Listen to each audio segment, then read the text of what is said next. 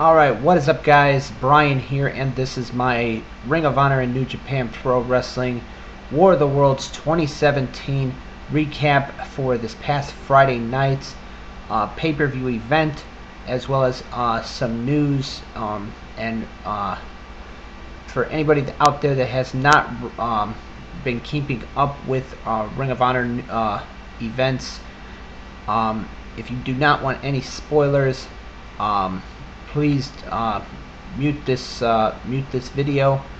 But a quick side note: I am uploading this because I deleted my first channel that I made. I deleted that, and I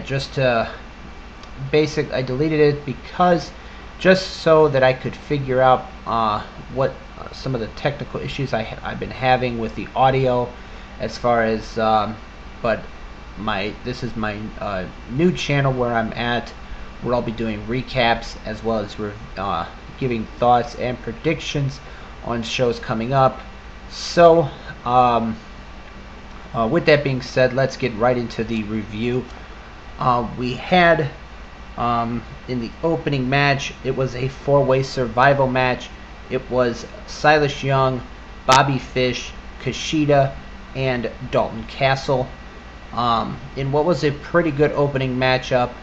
Like I said, in my opinion, Dalton Castle picked up the win in this one. The second match was Frankie Kazarian taking on Hangman Page of the Bullet Club,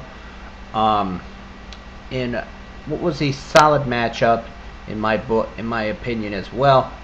Adam Hangman Page picked up the win with using some dirty tactic by holding the rope while he pinned down Kazarian after Kazarian was going for a sunset flip. In the corner, we had a triple threat tag team match. It was War Machine versus the IWGP Heavyweight Tag Team Champions. They took on Chris Sabin and Jonathan Gresham, as well as Evil and Sonata of New Japan. And this one is one of the matches that, if you have not seen this pay-per-view, I would recommend checking out whenever you get a chance. War Machine scored the win in this one. Obviously, they want to be put in contention for the Ring of Honor World Tag Team titles, and that victory on Friday night hopefully helped their cause as far as wanting to be put, being named one of the top contenders for the Ring of Honor World Tag Team titles. Another match that I would recommend checking out for Ring of Honor's War of the Worlds 2017, it was Jay White taking on Will Ospreay. Both of these guys gave an incredible match, put on an incredible match, I should say. But in the end, it was Will Ospreay picking up the win. After the match, Punishment Martinez would leave them both laying in the ring. I believe they made reference to Jay White beating Punishment Martinez during the War of the Worlds tour. I believe it was in Dearborn or Toronto. So obviously, there's some unfinished business there. We had for the Ring of Honor World 6-man tag team titles, it was Bully Ray and the Briscoes successfully defending the titles against Haruki Goto and Roppongi Vice Chaos. This one was turned into a no disqualification six-man tag match, which obviously, given the history of Bully Ray and the Briscoes, and that gave them a bit of an advantage. But Roppongi Vice and Goto, they hung in there with them. But in the end, it was, like I said, it was Bully Ray and the Briscoes retaining the Ring of Honor World 6-man tag team titles.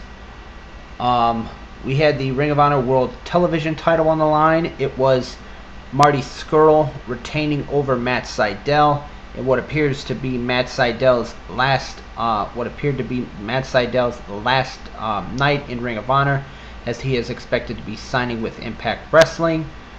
This was actually a good back and forth matchup. Like I said, and Marty Scurll locked in the chicken wing to Matt Sydal and made him submit. So,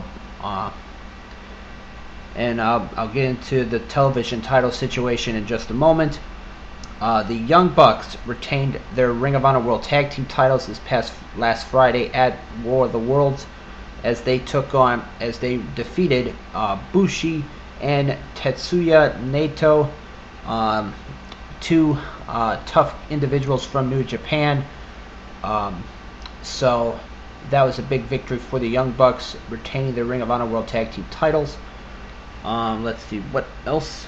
We had Hiroshi Tanahashi over Adam Cole in what was a pretty good match. However, what happened after the match is what I would recommend checking out. Adam Cole, for anybody that has not read, finished up with Ring of Honor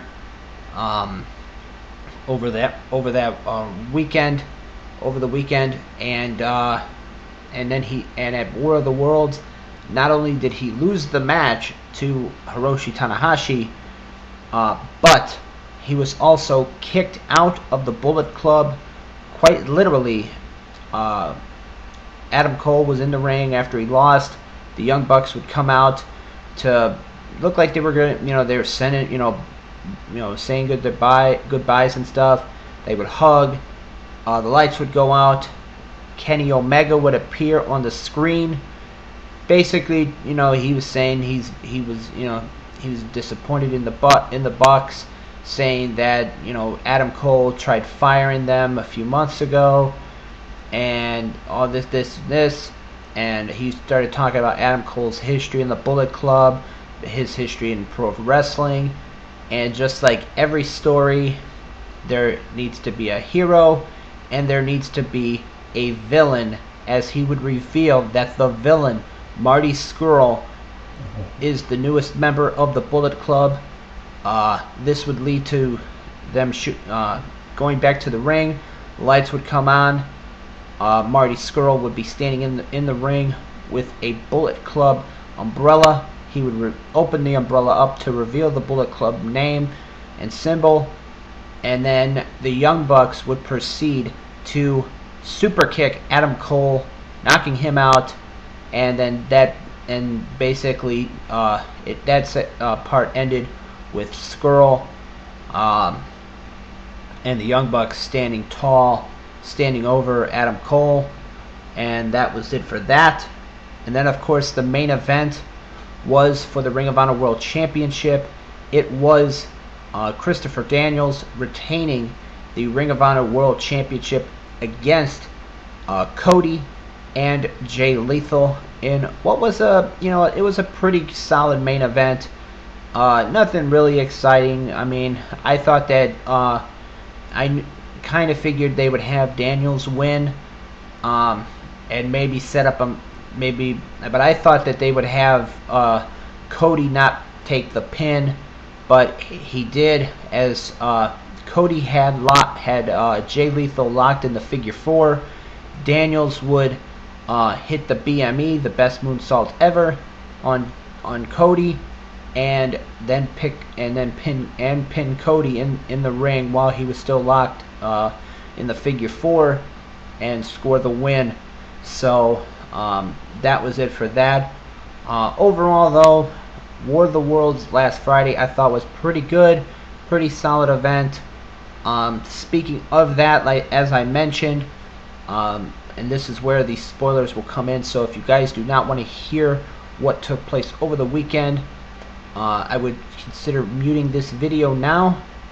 But otherwise, for anybody that has already read the spoilers of what's going to be taking place on Ring of Honor television, we will be seeing the crowning of a new World Television Champion, as it was Kushida Kushida defeated Marty Scurll over the weekend to become the new Ring of Honor World Television Champion at the TV tapings.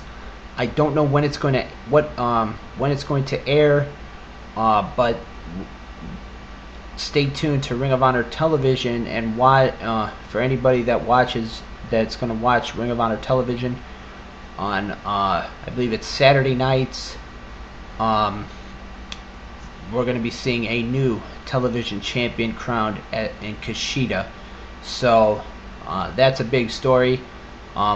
Also, quick note about War of the Worlds. They did announce, New Japan announced that they unveiled a new championship. It is the IWGP United States Championship. So that's going to be a big thing for New Japan.